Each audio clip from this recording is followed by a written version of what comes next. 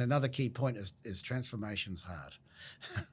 Doesn't matter. And right in the world right now, there's a lot of people needing to transform their business models. Yes. And it is not easy. I do know what that is like. And we got a lot of pushback. Like in the industry then, we were the first people to really do it on scale.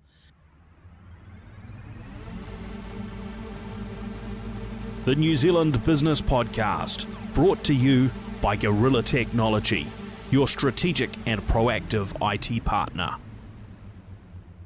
Greetings and welcome to the New Zealand Business Podcast. I'm your host, Paul Spain, and today we have the privilege of hearing from Grant Straker. He's the Chief Executive and co-founder of Straker, a global leader in AI-driven language and translation technologies of Māori descent from the Ngāti Ruakawa iwi. Grant is a mechanical engineer by trade and also a former elite paratrooper in the British Army. Grant co-founded Straker in 1999 alongside his wife Merrin, and they were successfully launched via an initial public offering on Australia's stock exchange, the ASX, in 2018. Grant's commitment to innovation and excellence has earned him recognition as a judge of the EY World Entrepreneur of the Year currently. The New Zealand Business Podcast is proudly brought to you by Gorilla Technology, the information technology services firm helping smaller to medium New Zealand organisations with every aspect of technology enablement and uplift whilst minimising technology and cyber risks. All right, let's jump in. Grant Straker, welcome along to the podcast. A real privilege to sit down with you and hear a little bit of your story. Right, great to be here, and thanks for having me along. Yeah, well, it's always good to start at the beginning. So tell us a little bit about where you grew up. So I grew up in a few places. I was actually born in Feilding because my parents were in the Air Force down at Ohakia, and then up until I was about 5, and then moved to Auckland because Dad got transferred up to Whenuapai, and then lived out in West Auckland. Oh, yeah. And went to sort of Ranui Primary and Henderson Intermediate and High and stuff, But then I moved to the UK when I was sort of 14, 15, because parents went there for work, left the Air Force and went to the UK to work. And this is the late 70s. Yeah, sort of grew up, finished my schooling years. And actually I got a job as I got an aircraft engineering apprenticeship because Dad was working for the airline, and I was able to pass all the courses at about the age of 16 or something or the tests to do that, and then Unfortunately that airline went under. Which airline was that? That was Laker Airways. There's a guy called Freddie Laker. I'm pretty sure I flew on Laker Airways. I don't know how long they were around for, but my family went back to the UK. They were all from about 1981. I'm pretty sure. It's about the time. Must have just been the time. So one of there probably wasn't too many years that they operated for, right? No, they were trying to take on British Airways. Well, he was the first pioneer. He was a Ryanair of early 80s, right? Like he had exactly the same model but he just did it a long time before, but all the other airlines sort of ganged up to take him out of business. So, and there was a big court case about that decade or so later. And so, so that was my introduction to sort of working life. And then, then I eventually decided I wanted to join the army. I came out of a military family, and I've got 3 brothers, but 3 of us all joined the British Army actually. And I guess in comparison to the youth of today, I guess, if you're a teenager or something, the ability to travel the world and do cool things in the early 80s or mid-80s, unless you're in the military, was very limited. Airfares were super expensive, travel was hard, everything was just super hard. Nowadays, it was. My parents sold their house so that we could go to the UK, right? That was a 3 months trip. It was like, okay, sell everything up. We came back with nothing. Absolutely, and that's exactly right. And so these days, people are flying around the world for $800 or something. Yeah. And I guess I just had that bug that I wanted to travel and I wanted to do cool stuff, and I got to do all of that in the army. I had a fantastic time. In fact, I'm going back in 8 weeks' time. One of the guys that I did my basic training with found everybody that was on our basic training course 40 years ago. Has found everybody. There's a couple of guys who passed away, but he's pretty much found everyone and organised a reunion in April. So a lot of these guys I haven't seen for 40 years because, you do your basic training, then you go off and do other stuff. But even like our platoon sergeants and the corporals, and he formed this group, and there's like 34 of us getting together which will be pretty cool because there's some of those guys, I haven't seen them for 40 years. It's such a formative part of your life. Like it's one of the most formative parts, like to join the military and to go through that basic training sort of process. So it'd be cool to see everybody after all that time because it's like one of those events that just gets burned in your memory. So you just remember those guys forever. So that's super cool. And strange enough, our basic training was actually videoed. They did like this documentary thing, unheard of in the mid 80s or early mid 80s, where this guy followed us with a camera and made and so it's all actually videoed. Wow. So we've got this video now that everybody. So you've seen that? Yeah. It's super cool. Yeah. Seen it, getting chucked in gas chambers and stuff. Yeah. So looking back to that period, first of all, sort of with Laker, because I remember actually reading one of Richard Branson's books, and he was talking around interacting and getting advice from Freddie Laker around, I think, setting up Virgin because they'd been through it already. Is there anything that sort of sticks in your mind that that you learnt during that period? I can remember my dad come back. I really didn't get on well at school. Like I moved to the UK, and I think I spent my last couple of years at school. I left before I was 16 actually.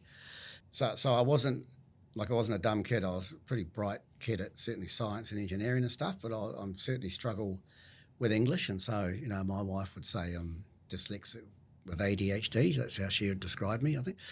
That's how she often describes it. So being kind of, struggling with English and spelling and stuff like that in the early 80s at school was not a great place to be. But I was very good at sort of maths and science. So what happened, just to come back to your point, was they said, well, there's some apprenticeships, but you have to pass these things. And he just bought me these big aeronautical books, said you need to study these. And so I was sort of left school and I studied them. And it was a super tight job market. Like it was a massive recession in the early, mid 80s in the UK, like the whole coal miners and all that stuff. And so a lot of people were going for jobs. And so I was kind of competing with people that had done university degrees in aeronautical stuff, aeronautical engineering, and I actually passed it. So I just taught myself that I could teach myself anything I wanted to learn myself without having to go to a university or without having to go to anything if I just wanted to apply myself. It's a great realisation, isn't it? Yeah, and I just went, right, if I can do this and beat people who have gone to university, then, and which did suit me in good stead when I taught myself how to program computers 20 years later and just did that. So yeah. So I think that was one thing for me, and I think also when you go back to that time, particularly that whole era after Lakers and then going into the army, was just how much a sort of a deep recession really affects a lot of people. Like you join the army and there would be guys there that I don't know, hadn't done certain things, hadn't had a certain type of meal or hadn't done so because there's just no money. They'd come out of the coal mines where they thought they were going to go, and then they're suddenly chucked in the army. And also how many super bright people that end up on that career at that particular time. So a lot of friends from that era ended up being very successful because there wasn't anywhere else for, if you couldn't afford to go to a university, your family couldn't afford to, what did you do? You just tried to look for some adventure. So you got a lot of really clever people, I think, in the military back then. It's really interesting. And so that period in the military, what did you get up to? Yeah, so I originally joined as an engineer, but then I went into become a paratrooper and went off and did the selection course. And that was a really, if I look back at, the best thing you could ever do in your 20s is do something where your body's super strong and super fit, and I guess I feel when I see people today and I don't know, they're in their 20s and they're spending their life involved in code and on their phones and all this stuff. And I think I was just jumping out of airplanes, running around the hills, like just good stuff. Just enjoying life, and maximising, the fact that your body can do all that stuff. Yeah. But I did a lot of stuff. I went, the Middle East and to Africa. One of the coolest things I did was for an adventure training trip. Me and some of the guys, we were the first people to cycle mountain bikes across continental USA in 1989. So mountain bikes were brand new. So we all flew over. We had an adventure training trip. We started in Washington and cycled to LA. So that was That sounds like quite an adventure. that was a yeah. There's probably it was a massive adventure, and we stayed and took our tents, carried all our kit. It's quite interesting now, and I just had a pair of trainers, shorts, no helmet, no. You go back to the '80s way of biking, and it was pretty crazy. So a lot of that type of adventure, really cool, and you get lifelong friends, and you get to do some stuff that doesn't. It's not really about money. It's not. It's about experience and doing stuff, and I think giving service. I think that it's always good in life if you spend a period of your time in the service, in the military, the police, or whatever it is. You've kind of given your bit for your society that I think puts you in good stead as well. So there must have been lots of things during that period that as you become an entrepreneur, you've got all of these experiences that then shape your thinking and your ability to kind of operate in all sorts of circumstances. Yeah, I think so. I think that you, in part, you just have to be bold to get stuff done. So you don't live in fear of failure, I guess. You just, you want to do stuff. And I think it gives you a certain level of confidence if you've done really hard things before, physically or mentally or whatever, like whatever it is in life that you've done. If you've done something super hard, you just know that you can apply yourself and you can achieve that, And people might get that going and doing a hard university degree. They might do it in a whole bunch of different ways, but it is good to do it. Yeah. Yeah, it might not feel like it at the time, but correct. It plays out well in the longer term, right? Yeah. And so why did you decide to, what was sort of the trigger to exit the army life? So I think once you've got a couple of choices. I think once you get into your sort of late 20s, especially with the military, you either recommit and you then your pension becomes big enough that you're in for life because then you don't want to leave. And so like if you do that, you're in for 20 years or 22 years. Yeah. Or you decide that you want to do some other stuff in life. And initially I wanted to leave and then just be a pilot, and I thought, okay, well I'll leave and I might just do do my CPL and do that, and that was my initial plans. So then I was hit by a truck actually in a quite severe car crash where it's like something out of Terminator, or like a truck jackknifed, a massive articulated lorry jackknifed in front of me on a country lane and smashed into me and crushed my leg, and that kind of affected me because I couldn't, I was in sort of rehabs and stuff for a long time, just getting all that sorted out, and that sort of derailed that plan. And then I didn't really know what I wanted to do, to be honest. I was still in the UK.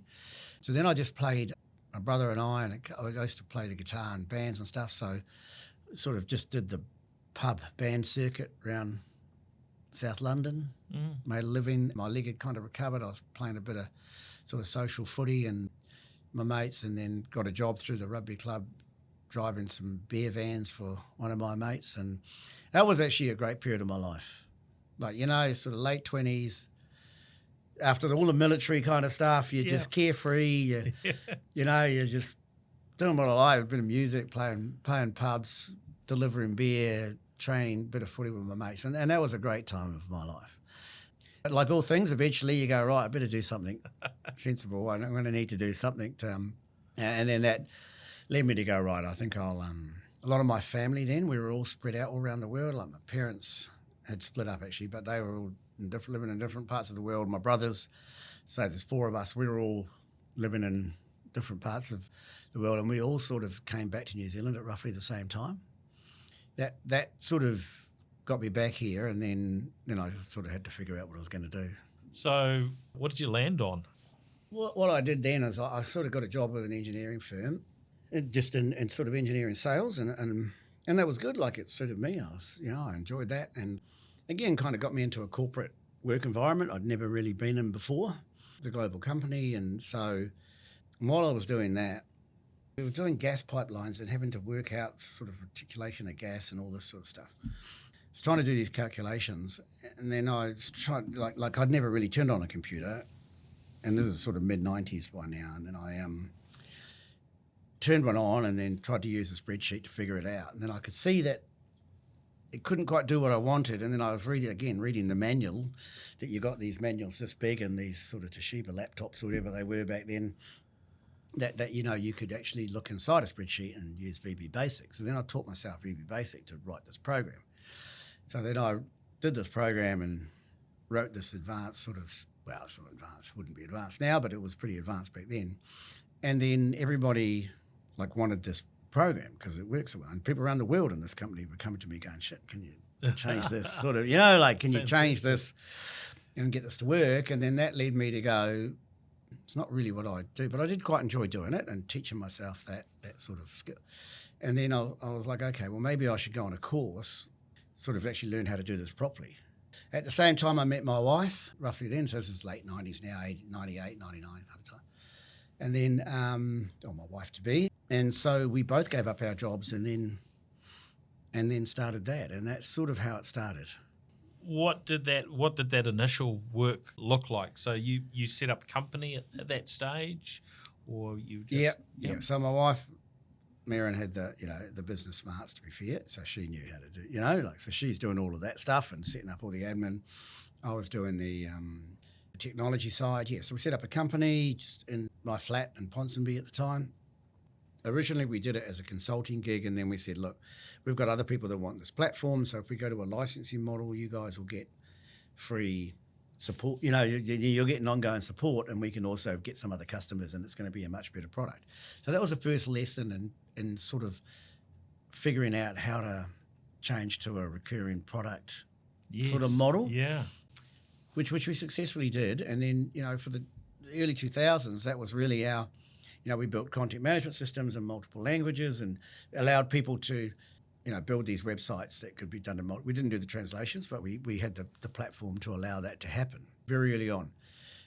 And we also found that, we got distribution because we're on the Adobe platform, so we're Adobe partner. So again, just another lesson. And it's one thing to have innovation, but you also have to have distribution. So that distribution through that channel enabled us to be very targeted on what conferences we went to, the ecosystem we played in. And that allowed us to have a good business. Very hard back then to raise capital. Very totally different world to the sort of world that entrepreneurs today, tech entrepreneurs, would live in. I remember in that era, I'd never heard the term startups, right? And I don't know when I first did, but it was a bit of a revelation. That's right. You didn't have a startup. You certainly didn't raise. You didn't burn money. You had to make money before you spent it, and you really lived on the exchange rates were critical. Right, because you'd have to go to a conference in the US, and if the dollar rate changed, it's suddenly 30% more expensive to go on a trip. But you're making more money when it comes back in, and so that became quite critical, I think, through that phase. But it was a good lesson, and up until we had our first son in 2005. So for that sort of 4 or 5 years, my wife and I had a great time. We had customers around the world. We'd just travel, and then we'd go skiing, then we'd do this. Didn't matter where we were. So that was a great time, and then children come along and sort of just chuck an anchor there on all the stuff you're doing, but add some other value, I guess, into the mix. Oh, I guess. Yeah, I guess. I know. Hopefully they don't watch it. Me, not this, Dad. Yeah. Yeah, it's a pretty awesome life change, isn't it? Having kids, but it does totally change things. Yeah, and it just makes you But again, it just comes down to then how do you structure your work life, business plans, and it is hard. I absolutely think for anybody that's got a small business that's got kids and family and trying to juggle all this, it is tough. I mean, you do get a certain amount of freedom that you possibly don't get if you're employed, maybe, but that's the bonus. But one thing I'll say for our kids is all they've ever known is their mum and dad working all the time, on holidays, on weekends. All the time. I mean, they've got some good benefits out of it too. I'm sure.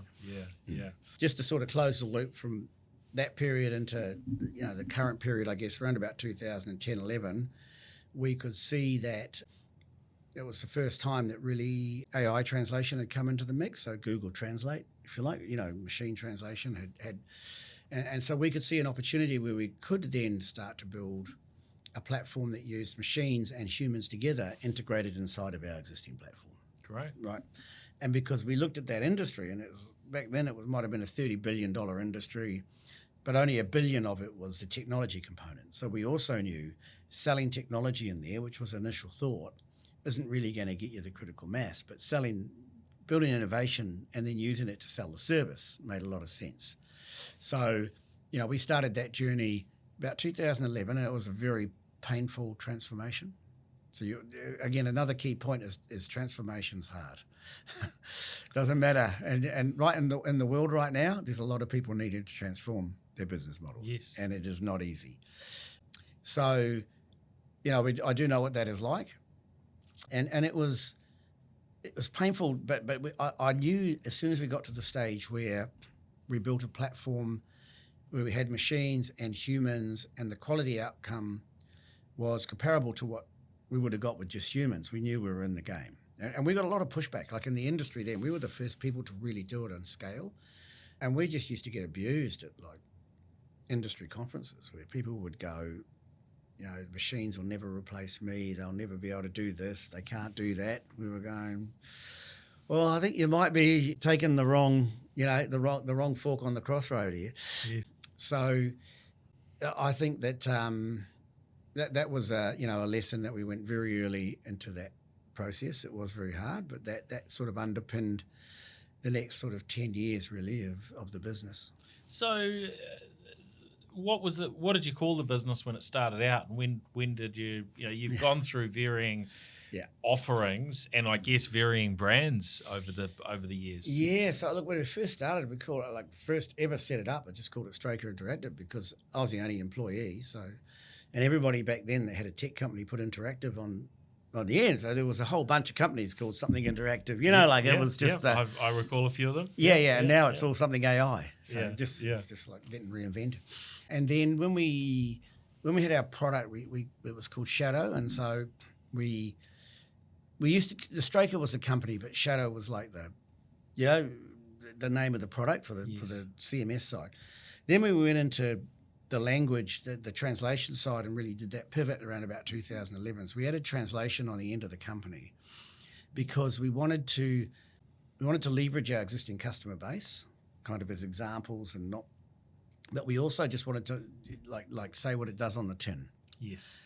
Right. So back then, as part of your marketing, it was just like, this is what we do. Very clear. So it was obvious. And now, obviously, as that's and up until a few years ago, that was working. But then, as we started to do more than translation, and we started to get into automation and the AI stuff and all the other things that we do, that was not so relevant. Right. So calling yourself Straker Translations suddenly then becomes actually a problem. Yeah. So then we just went back to Straker. Yeah. We did look at, it's not an ego thing with my name, honestly. It's just it's just trying to have something that makes sense. So, everybody knows you, right? So we just took the translation off and we just went back to Straker Limited. So that's really what and then we have, Straker AI as but like I said, transition's hard, right? So we had to make the call. Do we go to the Straker AI? And if we go and call ourselves that, does that make sense? It does in the world that we're in at the moment. And is that the right brand? Yes. And then, from a corporate area, we just say we're the Straker Group because we've got a few things going on. So that's really where we're at the moment. Mm-hmm. Now, let's talk a little bit around the technology. I'm sure people will be very, very curious. Or maybe break down, what are the offerings that you have in the market now? What are your products? Yeah, what are our products? So ultimately, we have two sides to our business. We have our legacy business, what I'd call legacy, and then we have our AI side of innovation. And so in 2023, certainly with the advent of ChatGPT and large language models, sort of changed the whole dynamic of the world overnight, right? Particularly if you're in our space and things happen. So just what happened then was the underlying machine translation technology that you see in all of the AI engines already existed. It's pretty much the quality standard that you're getting now, but you would pay more for it. So there were dedicated providers that had this type of tech. And you would pay more for it. But obviously, when the large language model version came along and the open source stuff, it dropped the cost of that, which works for us because we were a consumer of some of that technology. And so what we do with our customers is we do, on the legacy side, we have legacy translation services. So people where we're just providing translation services. I'll talk a little bit about that in a sec. And then we have with people. with machines and people. So the AI and the human, but in a kind of you do a machine translation and then it gets tidied up. Or we have customers where we're doing certified translations because we have these big contracts in the US to certify all doctors and medical professionals, for example. And so there's a whole bunch of stuff we do there. And then we have traditional technology play. So we have a translation management system, which integrates into companies, and people like Nike use that which routes all of the content and manages all of the translations internally. And then what we have is on the other side now we have the AI side that is our transition.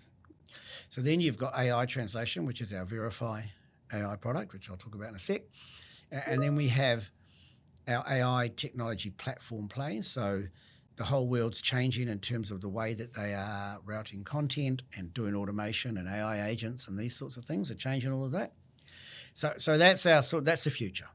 And ultimately our future technology has to kind of disrupt our legacy technology.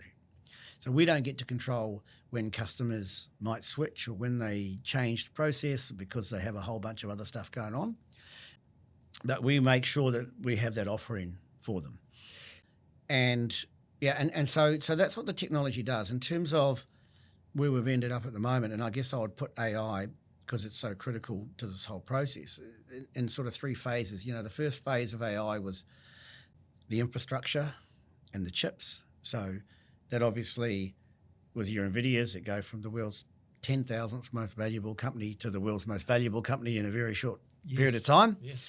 And that's because that chip enabled the models that we had been running for machine translation to basically run like on steroids. Yeah, and so suddenly it's super useful. And then you've had the model era, so then suddenly you could build these models that could run on these chips. And so that then propelled the ChatGPTs and all the rest into stratospheric valuation territory as these models sit on top of these chips. And now we're in the application layer of AI, where people start to build useful stuff that actually can solve really useful problems using the models and the infrastructure. And it's this area now that we find ourselves in. At a base level with AI, the way that we approached this was, well, what would be the biggest problem with AI? And the first early problem was it's fact, it would hallucinate, it wouldn't tell you exactly what was right, it would make things up, it would be inaccurate.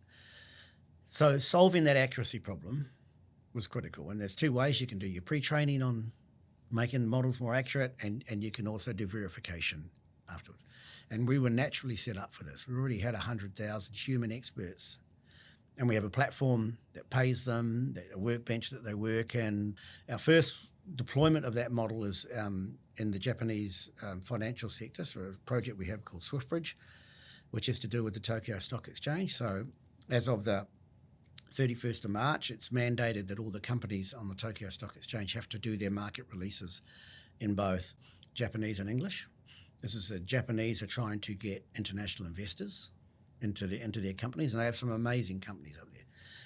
So Makes good sense. So a year ago when they mandated that, we went, right, that sounds like a great business opportunity.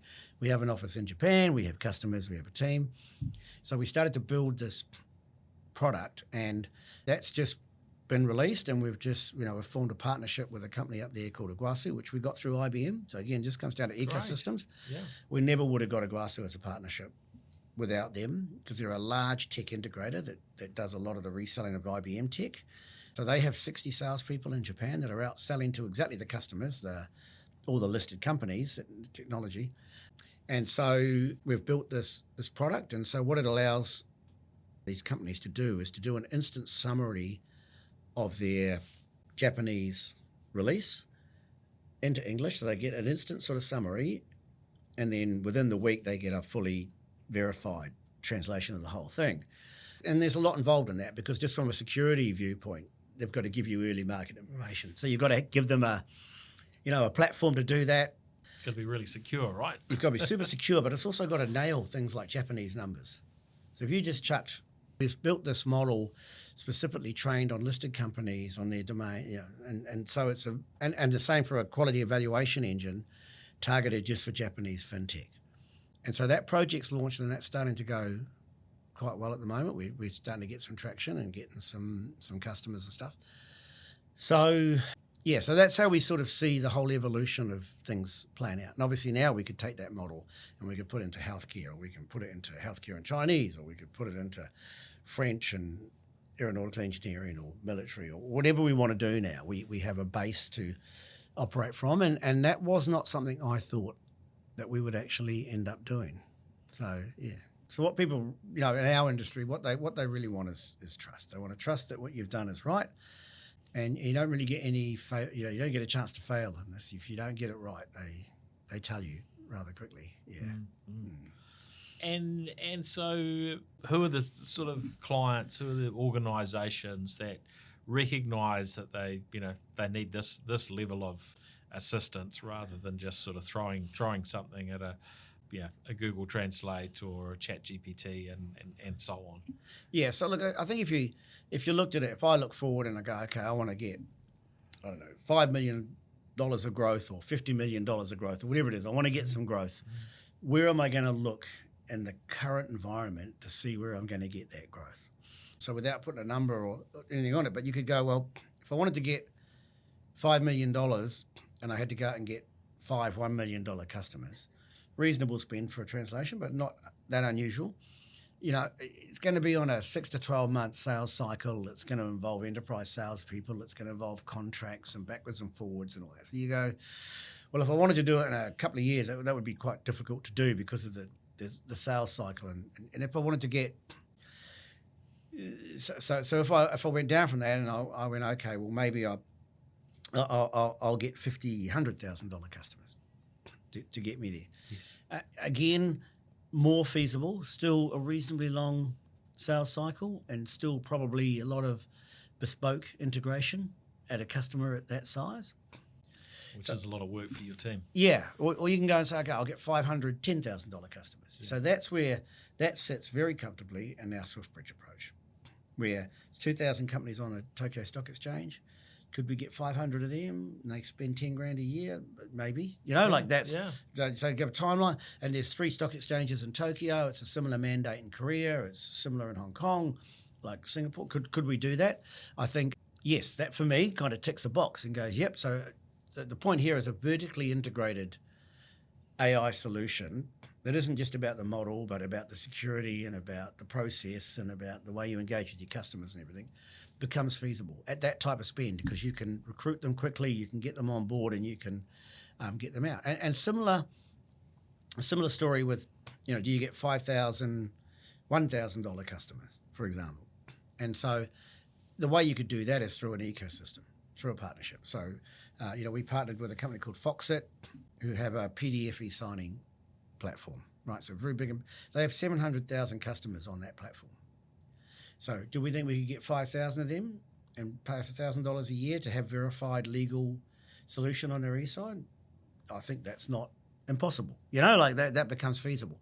And again, if we're integrated in with their platform, it gets there. So one of the interesting things for us is that the market looked at us when Gen AI was released, and they said it's going to kind of destroy your business because I can see this translation getting plugged into all these platforms.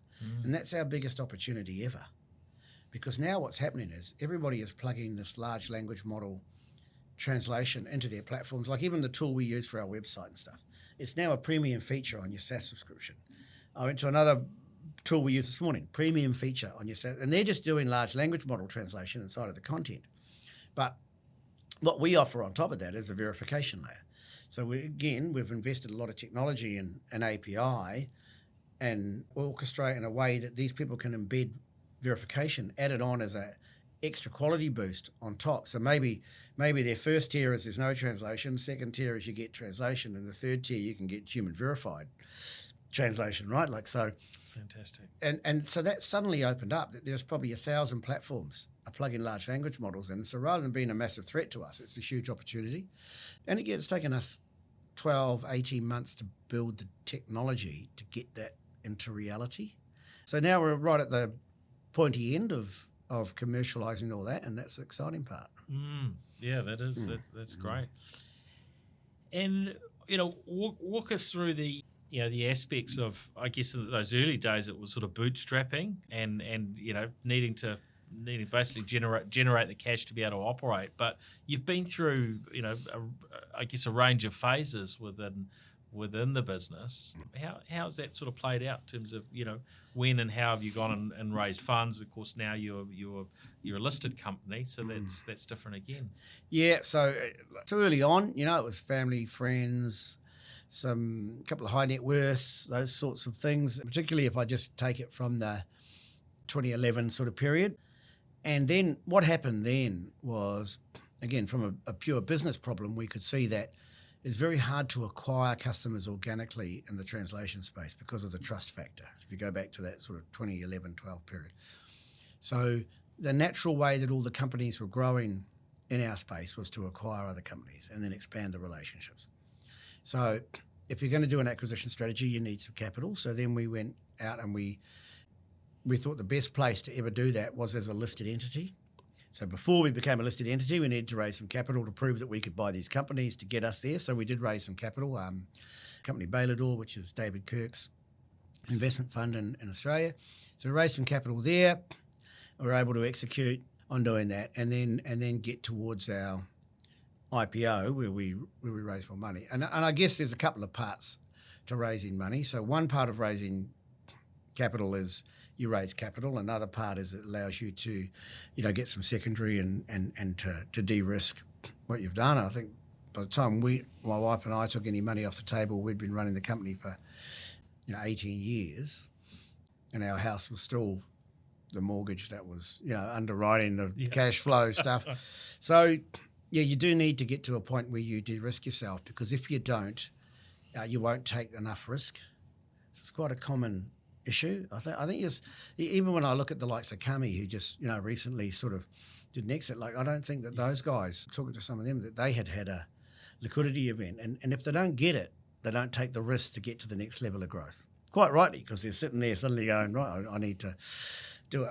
And I think that's that's what. So your journey needs to include that you can de-risk yourself, so that you're happy to take the next level of risk. As a listed company, you're at the mercy of the markets. There's a good article in the AFR yesterday actually around how all sort of small mid-cap companies on the ASX have been absolutely destroyed in terms of liquidity and value in the last 12 months.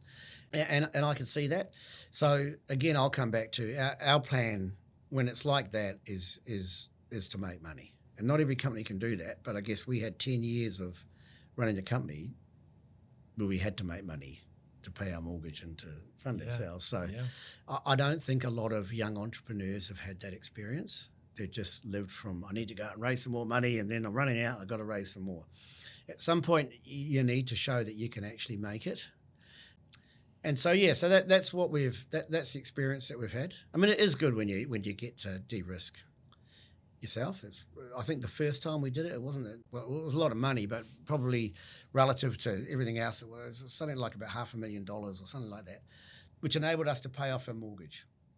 Right, so that was enough. Which is pretty satisfying. Right? That's right. So that was the best ever de-risk ever. Yeah. Because then you're like, okay, I've done that, and then and so you do need to have those experiences.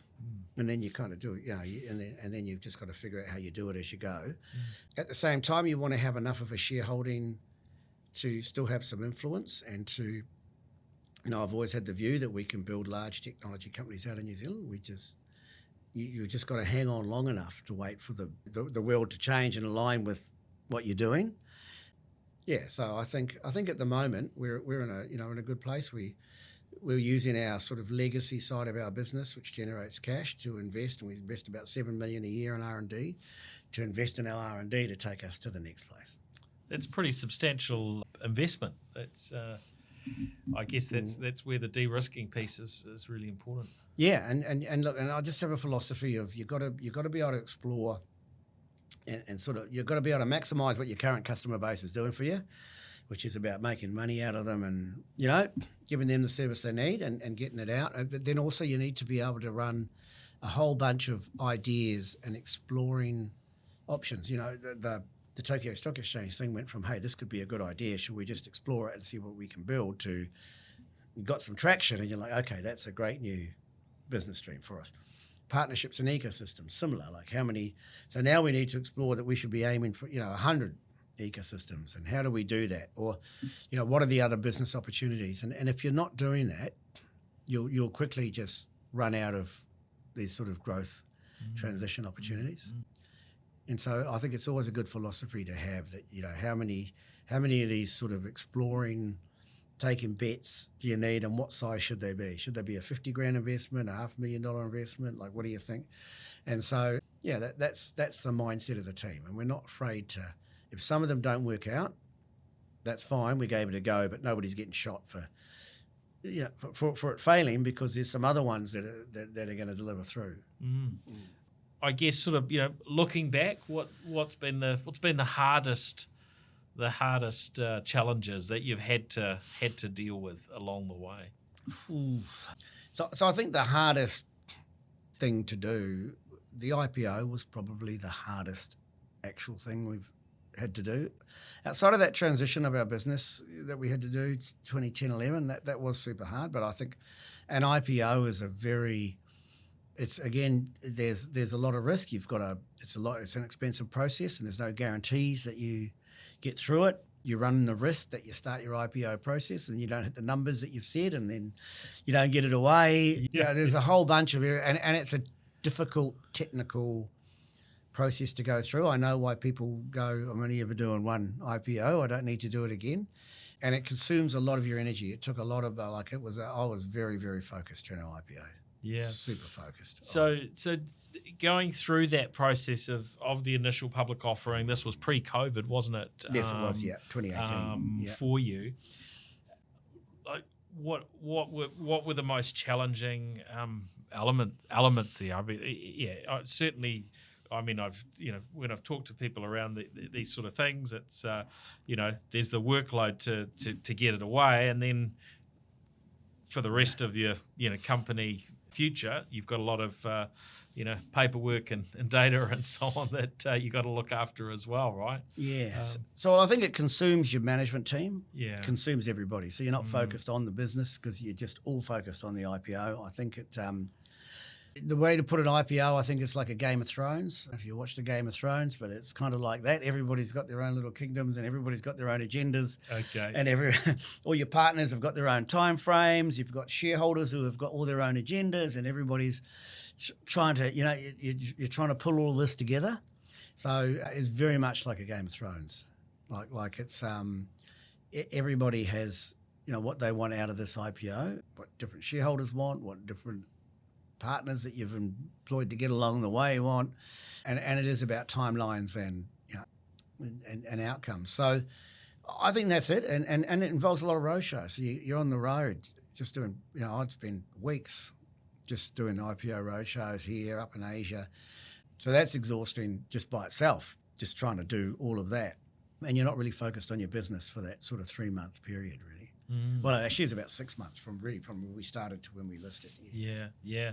So 6 months, really, you're hoping that your team is sort of moving things forward in the appropriate areas, but you're so stretched, focused on the IPO that you're not able to operate at your normal level. Yeah, and you have to make a lot of promises, right? Like you want to get the best price, so you're trying to say what your numbers will be to get the best price at the IPO, but you don't want to overpromise and then not hit it, and then you've got a load of legal issues, right? So you're also trying to balance out that, and then you might be able to, as a founder, you might be able to try to do some exit stuff yourself and some secondary to sort of sell downs, and so it's a very complicated, intensive process. Yeah.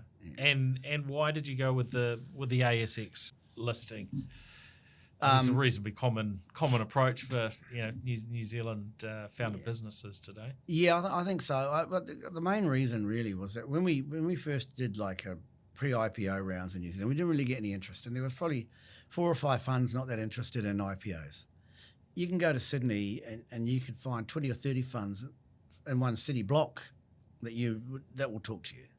So just the sheer quantum, and this just comes back to the Australian super really driving all of these funds. So they've had that super for since the 70s, and it's a couple of $1 trillion, and that's getting reinvested into these funds that are then going out and managing that distribution of that into these growth the companies. superannuation pool is massive compared and it would be good if KiwiSaver did something similar and had an allocation of capital that could go into growth, right? And so I think that was a recommendation when I was in the startup council. Can we find a way to do that? And there were certain mandates and stuff that make that difficult because they have to have liquidity limits and this sort of stuff. But if some of that was freed up and there was an allocation that could go into New Zealand growth-focused companies, it would be really good. And you combine that with maybe the changes to the immigration settings for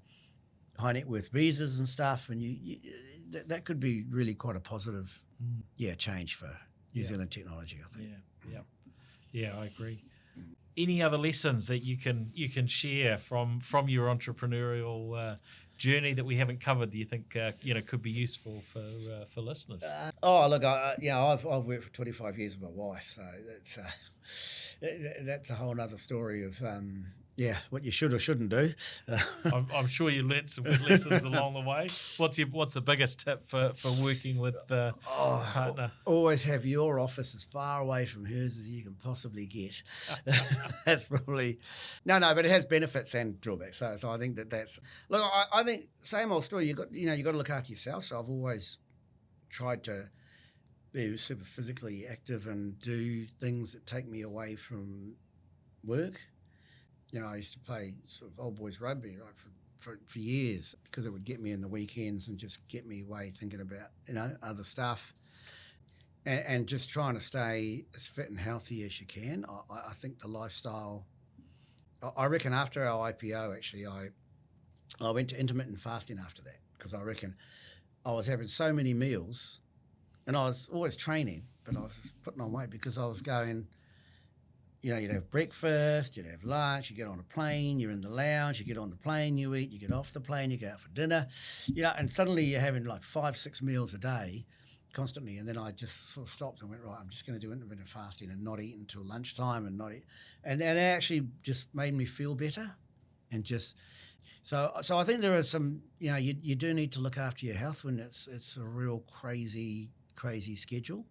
And then make sure that you've got, I guess similar things just with your kids and your family. And, I have a son with a disability, which complicates our life a bit in terms of, how we do stuff and the time and effort that we need to put in. But we've been able to get him into a great place where, and so that's the sort of stuff that you've just got to try and manage and make sure you get time so that everybody's happy and, to feel that they've, you still have a great family life and a great work life. Yeah, I think that that's probably a common challenge, isn't it, in terms of getting the balance right. There probably is no perfect on that front, and I guess it varies through different stages of the business. Yeah, it does. And so we used to try and take the kids take them to Spain, and then we'd chuck them in Spanish immersion schools for the summer when they were younger, because they're older teenagers now. But you could, and then you'll have an argument with them now about something. They're going, oh, I didn't get to do that at school because you took me to Europe for 3 months.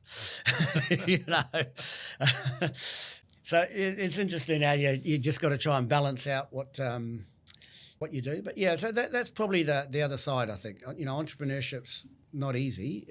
It's hard. If it was easy, everybody would do it. And growing a global company from one of the most remote places in the world is a tough thing to do. And I fully respect why so many people get to a certain stage and then go, no, I'm going to sit on the beach somewhere now because. So yeah, and you just got to enjoy it. I still enjoy what I do. I still enjoy the travel. Even going to Japan a couple of weeks ago, I had a fantastic time up there. And I've been to Japan, 4 or 5 times. But that was a great experience. Go to places I'd never been that they took me out to, and just enjoying sort of that whole Japanese culture at a different level that I probably hadn't experienced before. And I really enjoy that. And I've had the other counter of, we sail our boat every couple of years up to Fiji, and We took our kids actually on a trip a few years ago when they were young, and we sort of younger, and so that experience I think was a formative, like just a tick the bucket list with the family kind of trip. Yeah. But what I know is I couldn't, if I tried to retire, I'd probably be an alcoholic because I just sit on the back of the boat just going, it's hot again and there's a load of beers in the fridge and what am I going to do today? So I can't do it for too long. Yeah. you know? Yeah. So you kind of live this dream in your world about what you think you might want to do, but actually it's work that's very fulfilling and it's achieving things and driving things that's actually more rewarding. I mean, Yeah. And look, you've judged for the EY World Entrepreneur of the Year Awards. What's that experience like? Do you learn some interesting things that are looking at the different people that are nominated and so on? Oh, absolutely. It's the third year I've done it, I think, this year. Absolutely, it's very inspiring. Like, it's super inspiring. Like, you just see some quite amazing companies, and that's the thing. I think it just drives you to just love the entrepreneurial spirit from New Zealand. People just building amazing companies. I think one thing you notice about New Zealand entrepreneurship is you can't really categorize it. Like, you can't say, right, it's this sort of tech or it's that sort of tech. There's so many ideas which are amazing. Yeah, and you just cannot pick where you think a winner might come from or what category or what they're doing. So it is truly inspiring. Like, you get in and you just look at these companies. And even, I remember one a couple of years ago, which was down in Cromwell, actually. I lived down in Wanaka, but she was from Cromwell, where she built the water park down there. Emily, I think that's it. And yep, we've had it. You've had her on, right? But her podcast, story was quite interesting. Yeah. Like, she probably didn't have a global business that was going to win EY of the year, but it was an interesting story, mainly because she said she had to borrow money from her mother, who mortgaged her house, I can't remember, do something to kind of build this water park, and then paid her back within the first 2 weeks of it being opened. Like, that's entrepreneurship, at its heart, right? A crazy idea, pull it off, and then the council's complaining because suddenly the road's blocked, and because nobody thought it'd be successful. Such a roaring success. So it's stories like that up to Emily Rutherford. It was that's it. Yeah, Kiwi Water Park.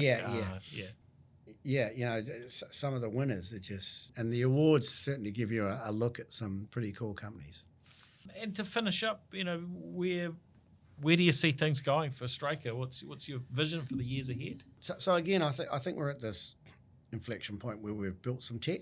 We've got to transition, and as I say, transition's hard, and we're not alone. Everybody's trying to transition to something, because you ultimately have to use your innovation to eat your legacy revenue and things like that, which is never easy in a public market. But I think as we start to show people that our AI side is winning, as an executive, for example, we're incentivized and motivated by getting AI revenue, because that's the future. Anything out, and so that aligns us with the value for all shareholders. Look, and we think we can build a really substantial AI focused company out of New Zealand. I think New Zealand has to have technology like that, otherwise we're just a consumer. So we have to be a generator of this stuff that can build and export this sort of stuff around the world. So it's exciting. Fantastic. Well, congratulations on your incredible success to date, and we look forward, Grant, to following what's next. So thank you so much for taking the time. Yeah, no worries. Thank you very much. Cheers. Thanks. Thanks for joining us on this episode of the New Zealand Business Podcast. Be sure to look up our other episodes featuring many of New Zealand's most innovative and successful founders and leaders, Rod Drury, Sir Stephen Tyndall, and many others. The New Zealand Business Podcast is brought to you by Gorilla Technology, the information technology services company focused on helping New Zealand's smaller to medium organisations to maximise the uplift they gain from innovative technology use whilst minimising cyber risks. If it's time for your organisation to know where it stands from a technology or cybersecurity perspective, visit gorillatechnology.com today and inquire about a technology or cybersecurity audit. The New Zealand Business Podcast, brought to you by Gorilla Technology, your strategic and proactive IT partner.